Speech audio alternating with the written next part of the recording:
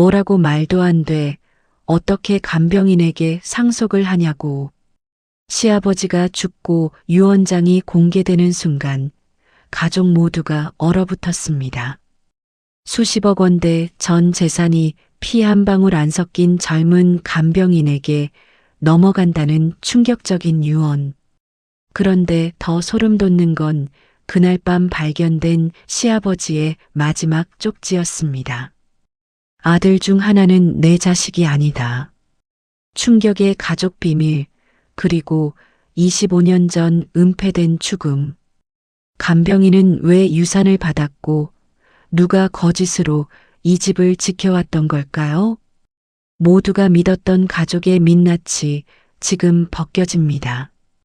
경기도 외곽 야트막한 구릉 위에 자리 잡은 이 집은 동네 사람들이 모두 아는 집이었습니다. 기와 얹은 담장, 수령 50년이 넘은 향나무 2그루, 그리고 항상 단정하게 쓸려있는 마당. 이 집의 주인 한만복옹은 마을에서 어르신 중에 어르신으로 불리는 사람이었습니다. 젊은 시절 작은 건설업으로 시작해 땅을 사고 건물을 올리고 말년에는 서울 외곽 상가 건물 3채와 시골 임야 수만 평을 손에 쥔 자수성가의 표본이었습니다. 한만복옹에게는 아들이 둘 있었습니다. 큰아들 한정수, 둘째 아들 한정태, 그리고 큰 며느리 박수님. 바로 이 이야기의 주인공입니다. 박수님은 이 집에 시집 온 지 32년이 됐습니다. 28배 시집 와서 60이 된 지금까지 이 집 부엌에서 밥을 짓고 이 집 마당을 쓸고 이 집 어른을 모셨습니다. 시어머니가 암으로 세상을 떠날 때도 병원을 오갔고 시아버지가 허리 수술을 받을 때도 손을 잡고 회복실에서 밤을 새웠습니다. 두 아이를 낳아 키우면서도 종갓집 맏며느리라는 이름을 단 한 번도 내려놓지 않았습니다. 그 32년의 세월이 박수님에게 가르쳐 준 것은 한 가지였습니다. 가족은 피가 아니라 밥상으로 만들어진다는 것. 함께 먹고, 함께 아프고, 함께 버티는 것이 가족이라는 것을. 그러나 세상은 수님의 믿음만큼 단순하지 않았습니다. 봄이 막 시작되던 3월 어느 날 한만복옹은 산책을 나갔다가 갑자기 쓰러졌습니다. 뇌경색이었습니다. 병원에서 일주일을 버텼지만 의식은 돌아오지 않았고 결국 열흘째 되는 날 새벽 4시 조용히 숨을 거뒀습니다. 향년 83. 장례는 예의 바르게 치러졌습니다. 3일장 문상객이 끊이지 않았고 동네 사람들은 입을 모아 저 집 며느리가 아버지 잘 모셨다고 말했습니다. 수님은 3일 내내 상복을 입고 무릎 꿇어 인사했습니다. 눈물은 거의 흘리지 않았습니다. 슬프지 않아서가 아니라 울 틈이 없었습니다. 발인을 마치고 49제를 치르고 마침내 집안이 조용해진 4월 초순, 가족들이 한자리에 모였습니다. 유언장 개봉을 위해서였습니다. 큰아들 한정수는 넥타이를 맸습니다. 둘째 한정태는 아내를 대동하고 왔습니다. 박수님은 평소처럼 주방에서 차를 끓여 내놓았습니다. 변호사가 서류 가방을 열었습니다. 변호사가 조용히 방 안을 둘러보더니 서류를 꺼내 읽기 시작했습니다. 본 유언장은 고 한만복 본인이 정신이 명료한 상태에서 작성하였으며 공증을 마친 법적 효력이 있는 문서입니다. 변호사가 읽었습니다. 아무도 말이 없었습니다. 차가 식어가는 소리도 들릴 것 같은 정적이었습니다. 부동산 자산 전체 및 예금 잔액 일체를 간병인 최유진에게 상속한다. 변호사가 읽었습니다. 수님의 손이 떨렸습니다. 찻잔이 찰칵 소리를 냈습니다. 최유진. 수님은 그 이름을 들었을 때 머리가 하얘졌습니다. 그 이름은 아버지의 병원 입원 마지막 2달 동안 곁을 지켰던 젊은 여자였습니다. 수님이 집과 병원을 오가며 살림과 간호를 병행하던 시기 전문 간병인으로 고용됐던 29의 여자. 그날 밤 수님은 잠을 이루지 못했습니다. 창밖으로 바람이 불었고 향나무 가지가 흔들렸습니다. 32년의 세월이 파도처럼 밀려왔다가 빠져나갔습니다. 한정수는 술을 마셨습니다. 소파에 앉아 혼잡소리로 아버지가 미쳤다고 했습니다. 한정태는 전화기를 들었다 놨다 했습니다. 아무도 수님에게 한마디도 하지 않았습니다. 마치 이 상황에서 아무것도 느끼지 않아도 되는 존재인 것처럼 수님은 시아버지 방에 들어갔습니다. 방은 아직 아버지 냄새가 났습니다. 한약 냄새, 오래된 나무 냄새, 그리고 뭔가 쓸쓸한 냄새. 수님은 아버지의 서랍을 조심스럽게 열었습니다. 입원 전에 쓰던 물건들이 그대로 있었습니다. 안경집, 묵주, 손때 묻은 달력, 그리고 서랍 맨 안쪽 접힌 쪽지 하나. 수님의 이름이 적혀 있었습니다. 달필의 붓글씨로. 손이 떨렸습니다. 천천히 펼쳤습니다. 수님아, 내가 먼저 가거든 이걸 읽어라. 내 아들 중 하나는 내 자식이 아니다. 그 아이는 알고 있을 것이다. 유진이가 오면 막지 마라. 그 아이도 내 사람이다. 진실이 드러날 때 네가 중심을 잡아야 한다. 수님은 쪽지를 무릎 위에 올려놓고 한참을 앉아 있었습니다. 촛불 하나 없는 어두운 방에서 내 아들 중 하나는 내 자식이 아니다. 이 한 문장이 수님의 뇌리에서 사라지지 않았습니다. 한정수인가? 한정태인가? 그리고 최유진이란 여자는 도대체 누구인가? 다음 날 아침 수님이 주방에 내려오자 한정태의 아내 이미선이 식탁에 앉아 있었습니다. 이미선은 평소에도 목소리가 큰 여자였습니다. 형님, 이건 말이 안 되는 거 아니에요? 그 간병인이 뭘 했다고. 우리가 지금 얼마나 황당한지 아세요? 형님도 억울하시잖아요. 이미선이 말했습니다. 수님은 아무 말도 하지 않고 밥솥 뚜껑을 열었습니다. 김이 올라왔습니다. 수님은 그 김을 바라보며 생각했습니다. 억울하다. 맞는 말이다. 그런데 지금 억울하다고 소리치는 게 맞는 건가? 일단 아침이나 먹어요. 수님이 말했습니다. 이미선은 콧방귀를 뀌었지만 더 이상 말하지 않았습니다. 한정수는 그날 오후 변호사 사무소를 찾아갔습니다. 유언장 무효 소송을 낼 수 있는지 알아보기 위해서. 변호사는 신중한 표정으로 말했습니다. 고인이 유언장 작성 당시 정신 능력에 문제가 있었다는 것을 입증할 수 있다면 가능합니다. 다만 공증까지 마친 문서이기 때문에 쉽지는 않습니다. 변호사가 말했습니다.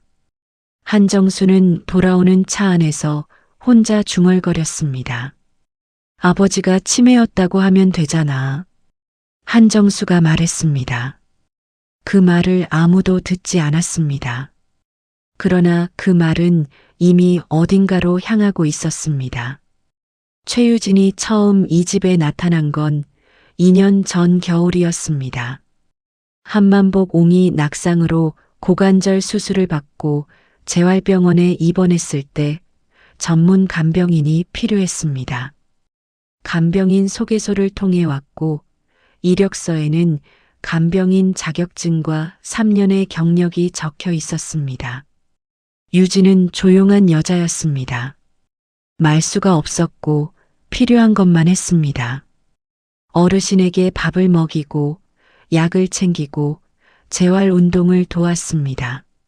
수님이 병원에 올 때마다 유진은 항상 정확하게 인수인계를 했습니다. 군더더기가 없었습니다. 한만복 옹은 유진을 유독 편하게 대했습니다. 다른 간병인들은 며칠을 못 버티고 나갔는데 유진은 2달, 석 달, 1년이 지나도록 자리를 지켰습니다. 어르신이 재활병원을 나온 뒤에도 집으로 출퇴근하며 돌봄을 이어갔습니다. 수님은 처음에 유진이 수상하다고 생각하지 않았습니다. 성실하고 조용하고 어르신을 잘 돌보는 간병인이라고만 생각했습니다. 그런데 유 원장이 공개된 후 모든 기억이 다르게 읽히기 시작했습니다. 한만복 옹이 유진과 단둘이 오래 이야기할 때가 있었습니다. 수님이 병원에 들어서면 2사람이 대화를 멈추는 것을 몇 번 봤습니다. 어르신이 유진의 손을 잡고 뭔가 말하다가 수님을 보고 말을 바꾼 적도 있었습니다. 그때는 그냥 할아버지가 간병인을 의지하는 것이라고 생각했습니다. 지금 생각하면 달랐습니다. 수님은 유진의 연락처를 찾아냈습니다. 간병인 소개소를 통해 남아있던 번호로 문자를 보냈습니다. 만나고 싶습니다. 아버지에 대해 할 이야기가 있어요. 수님이 보낸 문자였습니다. 이틀이 지나 답장이 왔습니다.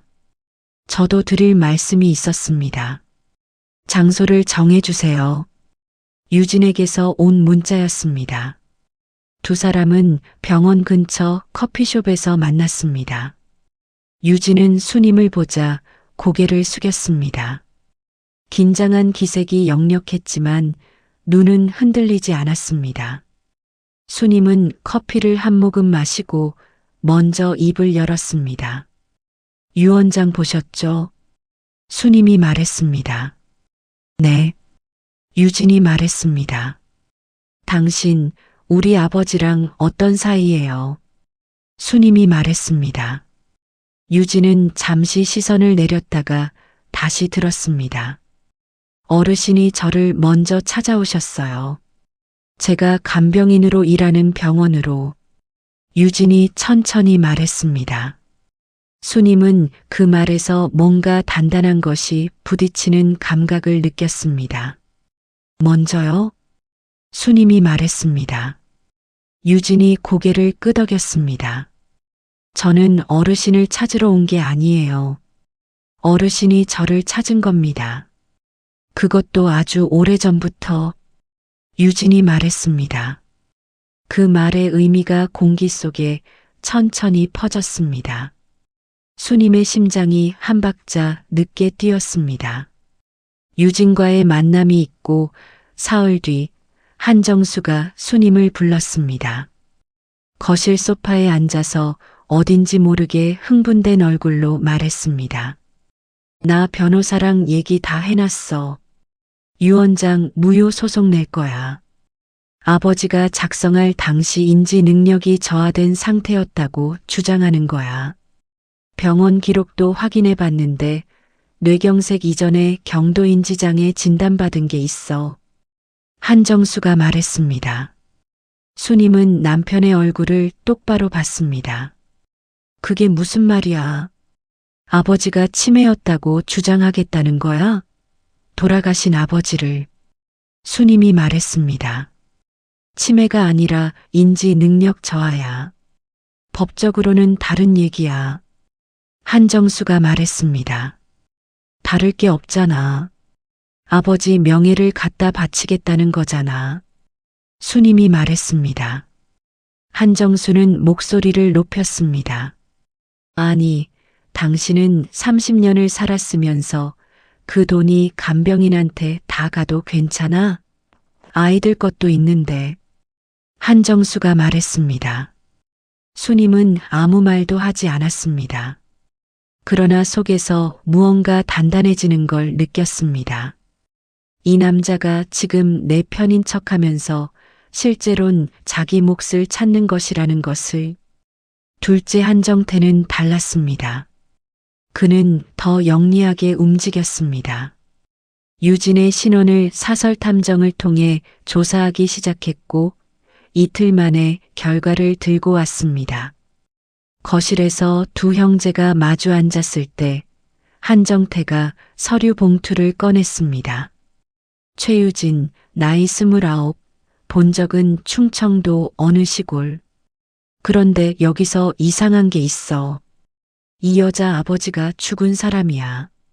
한정태가 말했습니다. 그게 무슨 소리야? 한정수가 말했습니다. 호적에 등록된 아버지는 최영철이라는 사람인데 이 사람이 15년 전에 사망 처리가 됐어.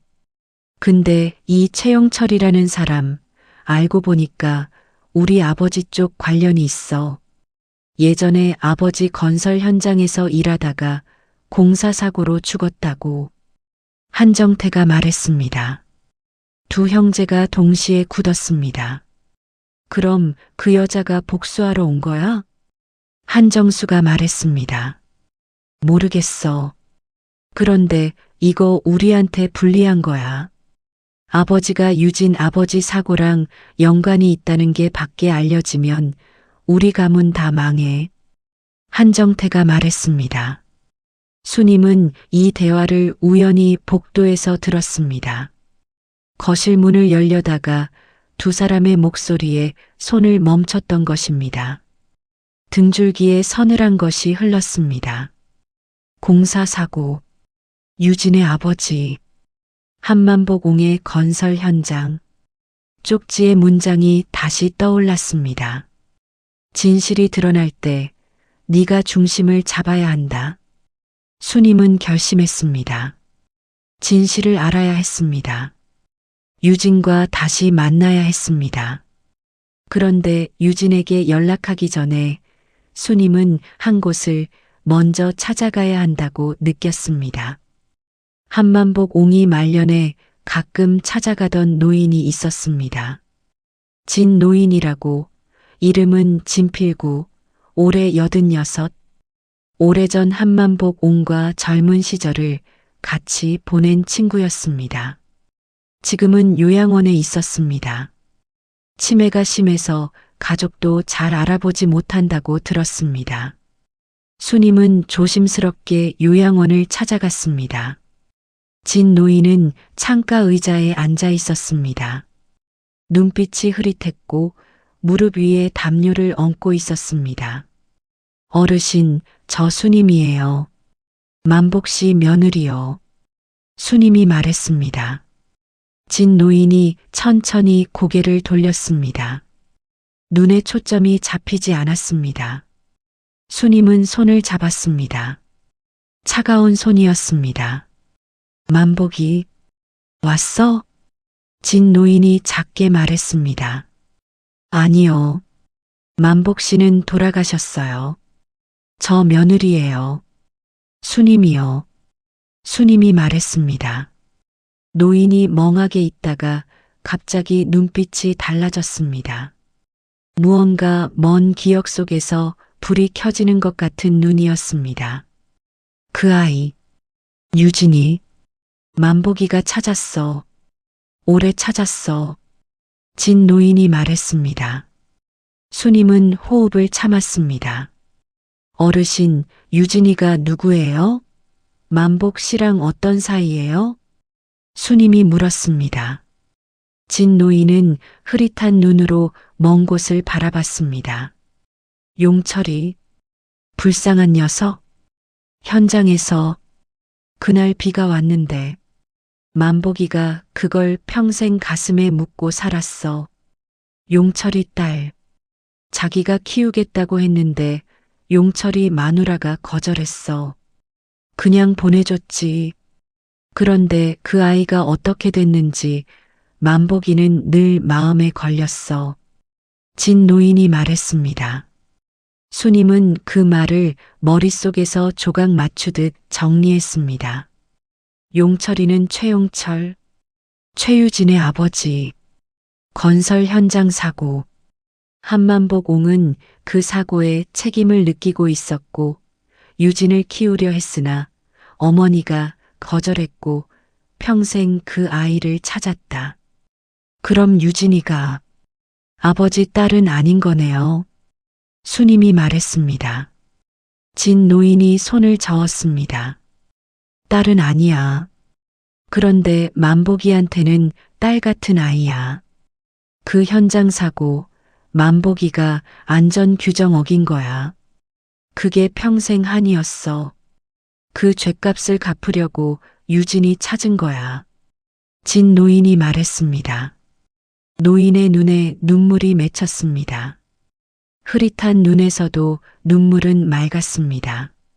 수님은 한참을 그 자리에 앉아 있었습니다. 요양원을 나오며 수님은 유진에게 전화를 걸었습니다. 벨이 3번 울리고 유진이 받았습니다.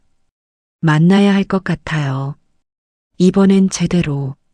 수님이 말했습니다. 두 사람은 다음 날 조용한 식당에서 만났습니다. 유진은 이번에는 서류 봉투 하나를 들고 왔습니다. 어르신이 저한테 남긴 것들이에요. 유산 말고 다른 것들. 유진이 말했습니다. 봉투 안에는 편지 여러 통과 낡은 사진 몇 장, 그리고 서류 한 묶음이 들어 있었습니다. 수님이 사진을 들었습니다. 오래된 사진이었습니다. 공사 현장, 젊은 한만복 옹, 그 옆에 웃고 있는 남자. 뒷면에 이름이 있었습니다. 만복 용철. 1987년 봄. 우리 아버지예요. 유진이 말했습니다. 알아요. 진 어르신한테 들었어요. 수님이 말했습니다. 유진이 살짝 놀란 표정을 지었습니다. 저는 복수를 하러 온 게 아니에요. 솔직히 처음엔 그러려고 했어요. 어머니가 돌아가시기 전에 아버지 사고 이야기를 해줬는데 어머니는 한씨 집안에 뭔가 숨겨진 게 있다고 했어요. 그 집 아들 중 하나가 실제로 그 현장 안전 책임자였다고. 사고가 나고 사건을 덮은 사람도 그 집 아들이라고. 유진이 말했습니다. 수님의 손이 멈췄습니다. 그 집 아들이요? 수님이 말했습니다. 네. 저는 그게 누구인지 확인하러 왔어요. 어르신은 처음부터 알고 계셨어요. 그래서 저한테 접근하신 거예요. 저한테 직접 찾아오셔서 모든 걸 말씀해 주셨어요. 유진이 말했습니다. 어르신이 직접 찾아왔다고요. 수님이 말했습니다. 네. 1년 반 전에 혼자 요양원을 나와서 버스를 타고 제가 일하는 병원까지 오셨어요. 저를 붙잡고 내가 그 아이 아버지 한이 맺힌 거 알고 있다. 그 진실을 밝혀줄 사람이 네가 되어야 한다고 하셨어요. 유진이 말했습니다. 수님은 그 장면을 상상했습니다.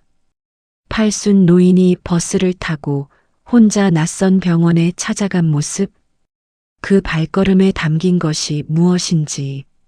그래서 간병인으로 들어온 거예요? 수님이 말했습니다. 어르신이 부탁하셨어요. 돌아가시기 전에 제대로 정리하고 싶다고. 서류도 어르신이 직접 모아두셨어요. 20년 넘게 조금씩. 유진이 말했습니다. 수님은 서류 묶음을 열었습니다. 첫 장에 이름이 보였습니다. 한정태. 한정태는 25년 전 아버지 회사에서 현장 감독으로 일했습니다. 건설 현장의 안전 관리는 그의 담당이었습니다. 1999년 여름 공사 현장에서 사고가 났습니다. 비가 오는 날 안전망 설치 없이 고층 작업을 강행했고 그 과정에서 최용철이 추락해 현장에서 즉사했습니다. 사고 처리는 조용히 됐습니다. 산업재해로 처리되긴 했지만 책임 소재는 제대로 가려지지 않았습니다. 한정태는 현장 감독이었지만 서류상으로는 다른 직원이 책임자로 올라가 있었습니다.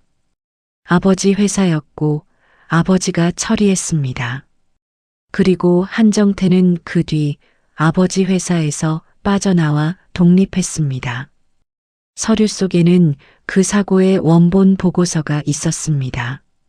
한정태의 서명이 있는 현장 점검 일지, 안전망 미설치를 묵인했다는 내용이 담긴 내부 메모, 그리고 아버지가 사고 직후 피해자 가족에게 건넨 합의금 영수증. 한만복 옹은 이 모든 걸 갖고 있었습니다. 그리고 평생 이 짐을 혼자 들고 살았습니다. 아들을 지키기 위해, 그리고 어쩌면 자신도 그 짐에서 자유롭지 않았기 때문에 수님은 서류를 한 장씩 넘겼습니다. 손끝이 차가웠습니다. 옆에서 유진이 조용히 말했습니다. 어르신은 그 죄를 유산으로 씻으려 한 게 아니에요. 제게 유산을 준 건 제가 그 진실을 바깥에 알리지 않는 조건이 아니라 오히려 제가 이걸 제대로 처리할 수 있게 힘을 실어주신 거예요. 증거를 갖고 있는 제가 충분한 법적 대응력을 가질 수 있도록. 유진이 말했습니다. 그럼 아버지는 유진 씨를 통해 한정태를 고발하려 했던 거예요? 수님이 말했습니다. 정확히는 그 진실이 제대로 된 방식으로 드러나기를 원하셨어요. 재판이든 아니든. 그런데 동시에 어르신은 며느리님을 걱정하셨어요. 형제들이 덤빌 거라는 걸 아셨으니까. 유진이 말했습니다. 그래서 나한테 쪽지를 남긴 거군요. 수님이 혼잣말처럼 말했습니다. 창밖에 비가 내리기 시작했습니다. 봄비였습니다. 수님은 빗소리를 들으며 32년의 세월을 다시 한번 되새겼습니다. 이 집에서 살면서 보지 못했던 것들, 아니, 어쩌면 보지 않으려 했던 것들. 그날 저녁 수님이 집으로 돌아왔을 때 거실에는 두 형제가 함께 있었습니다. 한정수와 한정태, 그리고 낯선 남자 하나가 더 있었습니다. 이분은 법무사예요. 유원장 무효 소송 준비 때문에 오셨어. 한정수가 말했습니다. 수님은 코트를 벗지 않고 소파에 앉았습니다. 소송 안에. 수님이 말했습니다. 두 형제가 동시에 쳐다봤습니다. 뭐? 한정수가 말했습니다. 아버지 유언 따를 거예요. 유진 씨 만났어요. 오늘. 수님이 말했습니다. 방 안의 공기가 굳었습니다. 한정태의 얼굴이 미세하게 굳는 걸 수님은 놓치지 않았습니다. 그 여자를 왜 만나요? 당신이 뭘 알아서. 한정태가 말했습니다. 뭘 알면 안 되는 게 있어요? 수님이 한정태를 똑바로 봤습니다. 한정태의 눈이 흔들렸습니다. 아주 잠깐이었지만 수님은 그 흔들림을 봤습니다. 수님 씨, 지금 피곤하죠? 오늘은 쉬고 내일 얘기해요. 한정수가 분위기를 바꾸려 했습니다. 피곤하지 않아요. 정태 씨, 1999년 여름 이야기 한번 해봐요. 수님이 말했습니다. 그 순간 한정태가 벌떡 일어났습니다. 무슨 소리를 하는 거예요? 한정태가 말했습니다. 최용철 씨 사고. 그 현장 감독이 누구였어요? 수님이 말했습니다. 법무사가 어색하게 자리에서 일어났습니다. 한정수는 형제와 수님을 번갈아 봤습니다.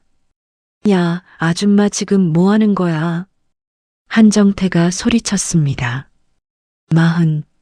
60살 넘어서 형수한테 아줌마야. 나는 30년을 이 집 며느리로 살았어요. 그리고 이 집이 어떤 집인지 이제 알 것 같아. 수님이 말했습니다. 한정수가 천천히 동생을 봤습니다. 그 눈빛에 뭔가 모를 감이 서렸습니다. 최용철이라는 이름. 1999년 여름. 형이 뭔가를 알고 있었는지 아니면 이제야 처음 듣는 건지 그 경계가 모호했습니다. 한정태는 아무 말도 하지 않고 코트를 집어들더니 현관문을 열고 나갔습니다. 문이 크게 닫혔습니다. 그 밤 한정수는 수님의 방을 두드렸습니다. 들어와도 되겠냐고 물었습니다. 수님은 불을 켠 채 이불을 걷어내고 앉아 있었습니다. 그 서류 진짜예요? 한정수가 말했습니다. 아버지가 직접 모은 거예요. 수님이 말했습니다. 한정수는 방 한쪽에 있는 낡은 옷장에 기댔습니다. 그 옷장은 수님이 이 집에 처음 왔을 때부터 있던 옷장이었습니다. 나는 몰랐어. 한정수가 말했습니다. 알았어요? 수님이 물었습니다. 정말 몰랐어. 정태가 현장에 있었다는 건 알았는데 그 사람이 거기서 죽었다는 건 아버지가 처리했다는 말만 들었어. 사고가 났다고. 한정수가 말했습니다. 그러면 그걸 더 물어봤어야죠. 수님이 말했습니다. 한정수가 고개를 숙였습니다. 50대 중반의 남자가 고개를 숙이는 모습은 이상하게 작아 보였습니다. 당신이 오라. 나는 그냥 집안 이름 지키는 게 우선이라고 생각했어. 한정수가 말했습니다. 집안 이름이요. 그 이름 아래서 죽은 사람이 있는데. 수님이 말했습니다. 한정수는 더 이상 말하지 않았습니다. 수님도 말하지 않았습니다. 두 사람은 오랫동안 같은 방에서 다른 곳을 바라봤습니다. 32년의 결혼이란 이런 것이구나. 수님은 생각했습니다. 사랑도 아니고 미움도 아닌 그 무게. 다음 날 유진으로부터 연락이 왔습니다. 한정태가 전날 밤 유진에게 연락을 해왔다는 것이었습니다. 위협이었어요. 합의를 하자는 건데 사실상 입을 닥치라는 거였어요. 유진이 말했습니다. 어떻게 할 거예요? 수님이 말했습니다. 저는 처음부터 재판까지 갈 생각은 없었어요. 어르신도 그걸 원하시지 않으셨어요. 다만 한 가지는 해야 해요. 최용철 씨 산재 재심. 당시 처리가 불완전하게 됐어요. 책임 소재가 제대로 기록되지 않았어요. 그걸 바로잡는 것. 그게 어머니한테도 어르신한테도 그리고 저한테도 필요한 일이에요. 유진이 말했습니다. 수님은 잠시 생각했습니다. 그리고 말했습니다. 내가 도울 수 있는 게 뭔지 말해줘요. 수님이 말했습니다. 수님과 유진이 손을 잡은 것은 이상하게 어울리는 조합이었습니다. 시아버지의 맏며느리와 시아버지가 빚을 진 집의 딸. 그러나 두 사람이 원하는 것은 같았습니다. 진실이 제자리에 놓이는 것. 유진은 변호사를 통해 최용철 사고의 산업재해 재심을 신청했습니다. 한만복 옹이 남긴 서류들이 핵심 증거가 됐습니다.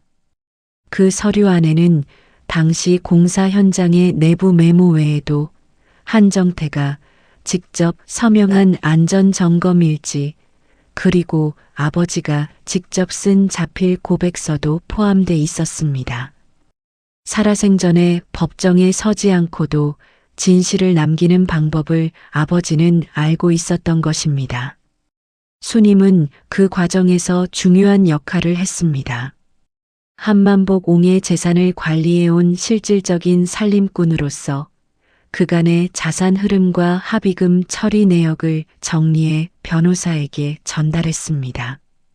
32년 동안 이 집 구석구석을 알았던 것이 이런 데 쓰일 줄은 몰랐지만 그것이 지금 가장 필요한 일이었습니다. 한정태는 산재 재심 소식을 듣고 변호사를 선임했습니다. 법적 분쟁이 시작되려는 것이었습니다.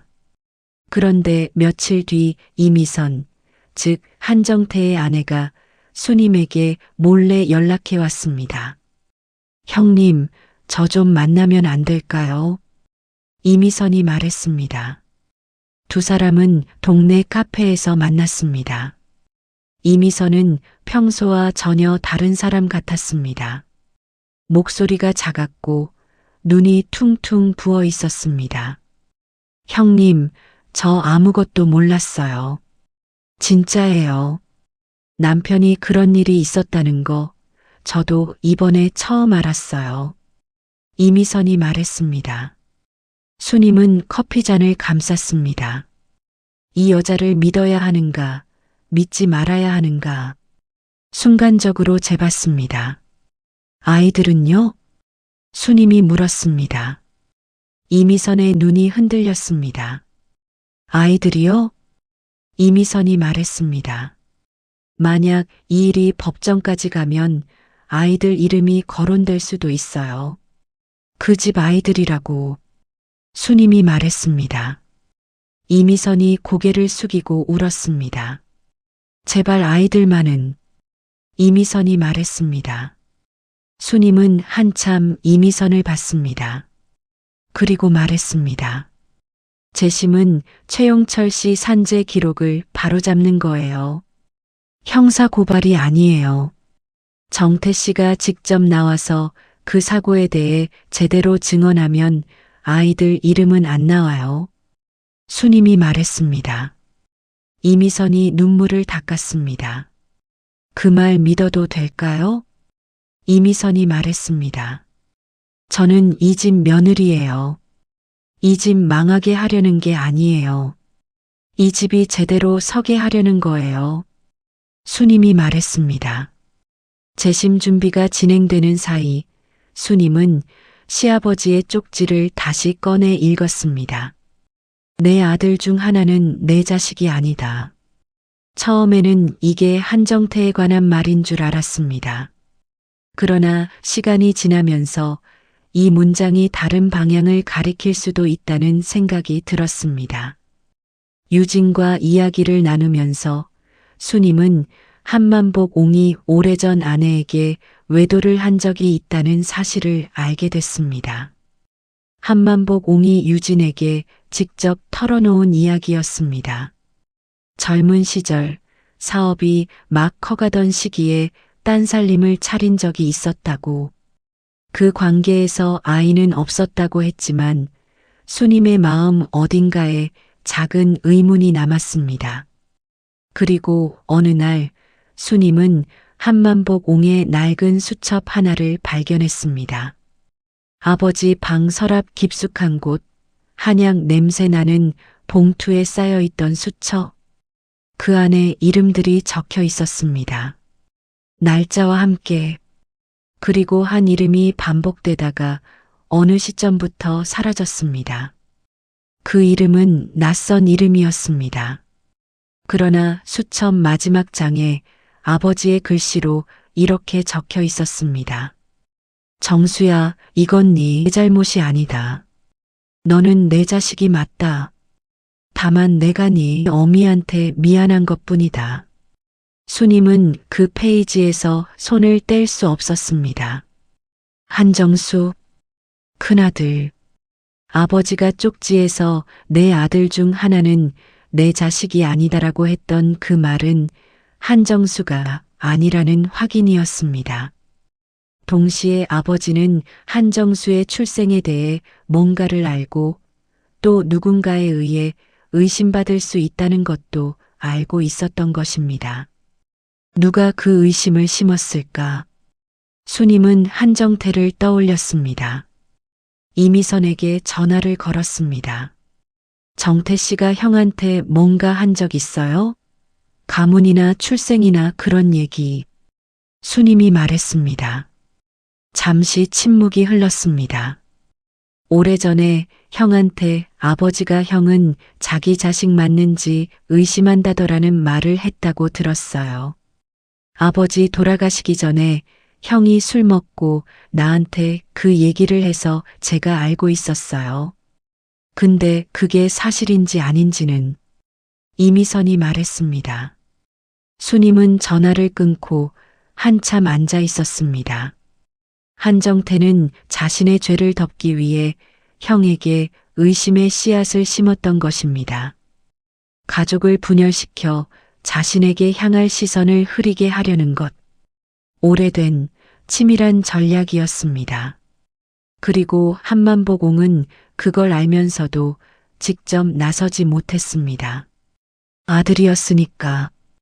둘 다 자신이 낳고 키운 자식이었으니까. 산재 재심 청문은 봄 끝자락 5월에 열렸습니다. 고용노동부 지방사무소 소회의실이었습니다. 유진이 변호사와 함께 왔고 수님도 자리를 지켰습니다. 한정태는 직접 출석하지 않았습니다. 변호사를 보냈습니다. 그러나 이틀 전 예상치 못한 일이 있었습니다. 이미선이 수님에게 연락해 왔습니다. 형님, 정태가 진술서 쓰겠대요. 이미선이 말했습니다. 직접요? 수님이 말했습니다. 아이들 때문에요. 형님이 한 말 전달했더니 밤새 울더라고요. 이미선이 말했습니다. 한정태의 진술서는 청문 당일 아침에 제출됐습니다. 짧은 진술이었습니다. 당시 현장 감독으로서 안전 점검을 소홀히 한 사실을 인정하며 피해자에 대한 법적 책임이 제대로 기록되지 못한 것에 대해 유감을 표한다는 내용이었습니다. 형사 책임 인정은 아니었지만 행정적 산재 기록 정정에는 충분한 자료였습니다. 청문이 끝난 뒤 유진은 소회의실 복도에서 오랫동안 서 있었습니다. 창밖으로 5월 햇살이 들어왔습니다. 어떠세요? 수님이 옆에 서서 말했습니다. 이상하게 허탈해요. 이렇게 끝나는 건가 싶기도 하고. 유진이 말했습니다. 끝이 아니에요. 시작이에요. 기록이 바로잡히는 게. 수님이 말했습니다. 유진이 수님을 봤습니다. 그 눈에 뭔가가 차오르는 것을 수님은 봤습니다. 어르신이 형님 얘기를 많이 하셨어요. 가장 믿는 사람이라고. 유진이 말했습니다. 수님은 대답하지 않았습니다. 그냥 유진의 손을 잠깐 잡았다가 놓았습니다. 따뜻했습니다. 재심이 마무리된 뒤 유진은 변호사를 통해 상속 재산을 정리하기 시작했습니다. 그런데 유진이 내린 결정은 아무도 예상하지 못한 것이었습니다. 유진은 상속받은 부동산 3채 중 2채를 처분해 최용철 가족지원재단을 설립했습니다. 이름은 용철기금. 건설 현장 산재 피해 노동자와 가족을 지원하는 재단이었습니다. 나머지 한 채와 예금은 유진이 직접 관리하기로 했습니다. 이 소식이 알려졌을 때 한정수는 아무 말도 하지 않았습니다. 그냥 조용히 있었습니다. 한정태는 이미선과 함께 병원을 찾아가 심리 치료를 시작했다고 이미선이 나중에 수님에게 전했습니다. 수님은 그 소식을 듣고 오래된 일기장을 꺼냈습니다. 이 집에 처음 왔던 날부터 쓴 일기였습니다. 28 새색시 박수님의 글씨로 가득 찬 낡은 공책. 오늘도 시어머니가 밥 투정을 하셨다. 그래도 맛있게 드셔서 다행이다. 오늘 아버님이 마당에 고추를 심으셨다. 내년에는 같이 심어야겠다. 그런 문장들이 수십 페이지에 걸쳐 있었습니다. 수님은 일기장을 덮었습니다. 그리고 처음으로 울었습니다. 장례 이후 한 번도 흘리지 못했던 눈물이었습니다. 억울함이 아니라 안도 때문이었습니다. 32년 동안 믿어온 것들이 완전히 틀리지는 않았다는 것에 대한 안도. 아버지는 이 집 며느리를 믿었습니다. 아들들을 넘어, 혈육을 넘어 32년을 곁에 있었던 사람을 믿었습니다. 그 믿음이 쪽지 한 장에 담겨 있었습니다. 그로부터 2달 뒤, 여름이 깊어지던 어느 날, 수님은 요양원에 다시 갔습니다.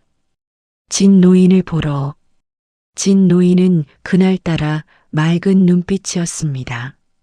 수님이 들어오자 알아보는 것 같았습니다. 왔어? 진 노인이 말했습니다. 네, 어르신. 수님이 말했습니다. 만복이가 잘 됐어? 진 노인이 말했습니다. 수님은 노인의 손을 잡았습니다. 네, 잘 됐어요. 아버님이 하고 싶으셨던 일 다 됐어요. 수님이 말했습니다. 진 노인이 고개를 끄덕였습니다. 그리고 아주 작게 웃었습니다. 그래. 만복이가 늘 그랬어. 늦더라도 제대로 하는 놈이라고. 진 노인이 말했습니다. 수님은 한참을 그 자리에 앉아 있었습니다. 바깥에서 매미가 울었습니다. 한여름이 거기 있었습니다. 돌아오는 길에 수님은 오래 걸었습니다. 버스 2 정거장을 걸어서 왔습니다. 발 아래로 아스팔트가 달궈져 있었고 바람은 뜨거웠습니다. 그래도 걸었습니다. 32년 동안 이 집 며느리로 살면서 한 번도 내가 잘 살고 있는가라고 제대로 물어본 적이 없었습니다. 항상 이 집이 잘 돌아가고 있는가가 먼저였습니다. 그것이 옳다고 생각했고 그것이 전부인 줄 알았습니다. 그런데 이 여름 수님은 처음으로 그 질문을 자신에게 던졌습니다. 나는 잘 살고 있는가? 그리고 처음으로 대답할 수 있을 것 같았습니다. 잘 살고 있었습니다.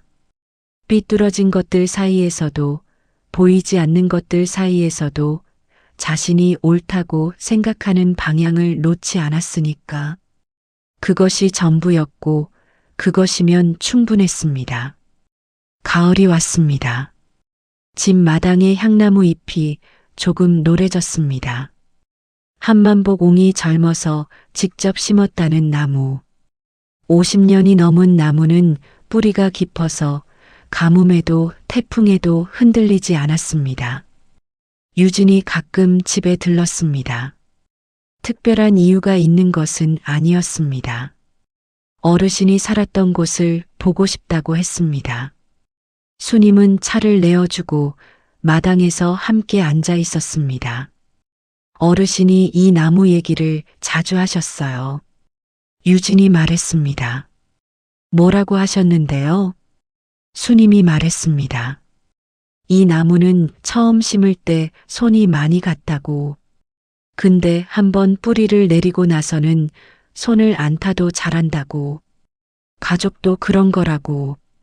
유진이 말했습니다. 수님이 그 나무를 올려봤습니다. 가을 햇살이 가지 사이로 부서졌습니다. 그렇군요. 수님이 말했습니다. 그 말 뒤에 둘은 한참 아무 말도 하지 않았습니다.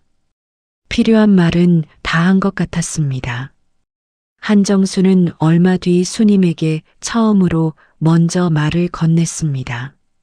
저녁 식사 뒤 설거지를 하는 수님 옆에 서서 나는 몇십 년 동안 당신이 다 해주는 걸 당연하게 생각했어.